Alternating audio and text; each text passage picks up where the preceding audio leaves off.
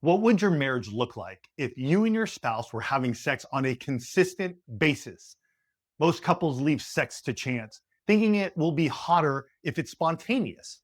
But the problem is that truly spontaneous sex happens far less often than most people wish. And in many marriages, it gets pushed to the bottom of the to do list.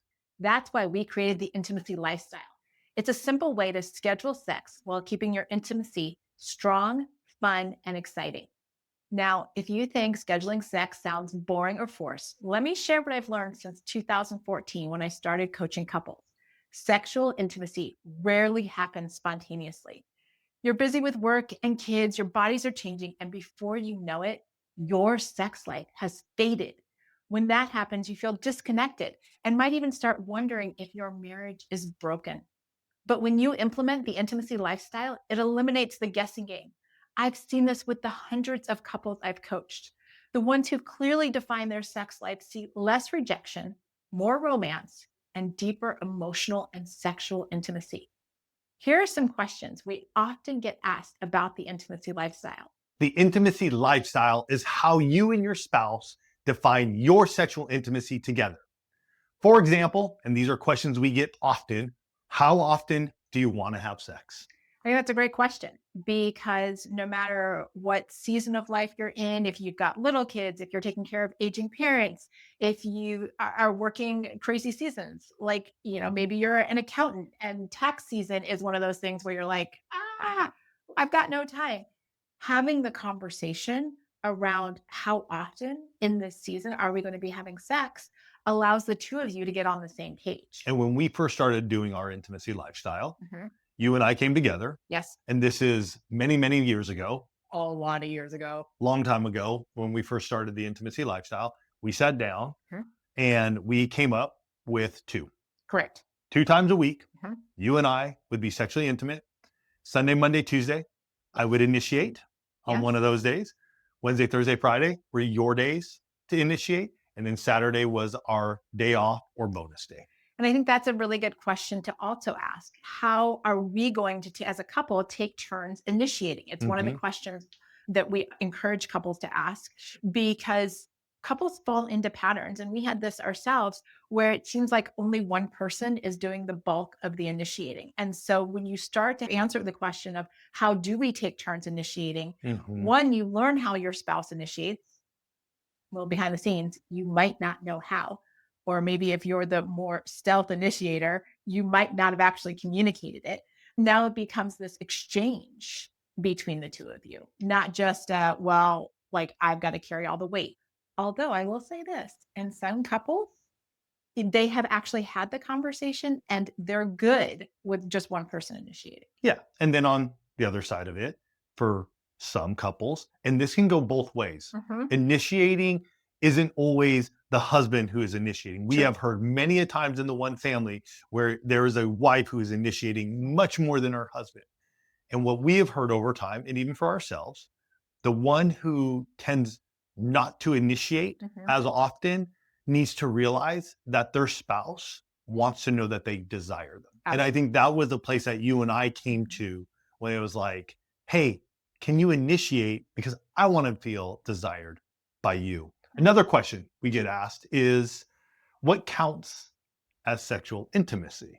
And this is something that has really evolved over all of the years that we have done the One Extraordinary Marriage show, all of the events where we've talked to couples, and even in our own marriage. Mhm. The expansion of this definition beyond sexual intercourse really came as a result of all the coaching work that I've done Mhm. because I would interact with couples, have coaching sessions, and maybe due to illness or postpartum or some other factor, intercourse wasn't always the feasible option True. for a couple in regard to their sexual intimacy.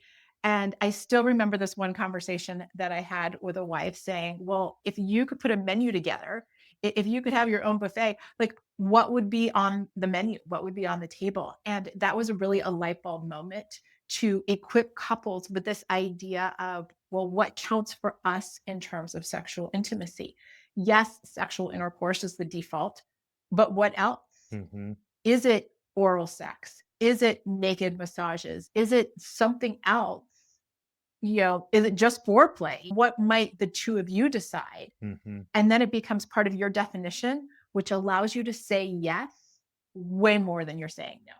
And then another one we get asked often, and again, we have been living the intimacy lifestyle for many years, and I think you and I have both fell into this camp. Uh-huh. Our goal is looking at our sexual intimacy and the intimacy lifestyle that we are going to have sex twice a week. Mhm. And the question that comes up is, what happens if you're not? Happens a lot. Again, it could be fatigue, it could be jobs, could be illness, could be we're not connected. And It, the that was a gamut really goes, big, yeah, that was a really big the inhale. gamut. I mean, what it could be Mhm. is far and wide, and you may have many different issues or something that comes up that may put you in this place. I'm even thinking about when dad passed away, Mhm.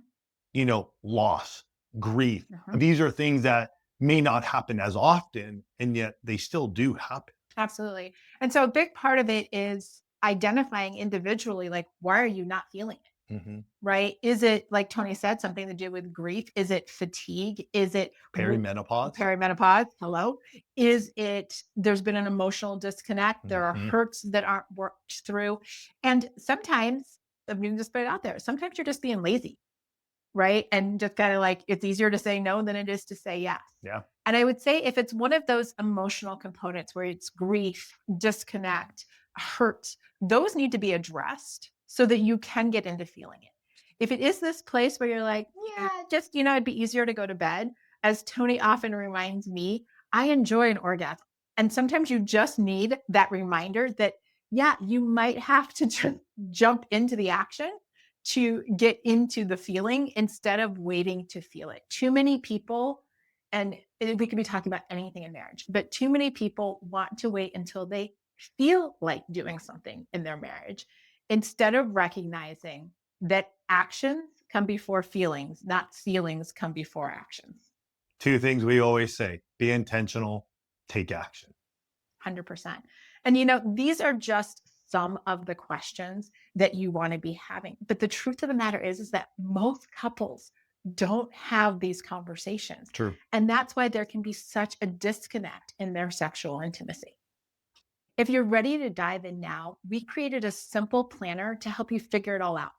Grab the link in the description below. First, tap the link in the description to download the free 3-page intimacy lifestyle guide. Then work through the prompts.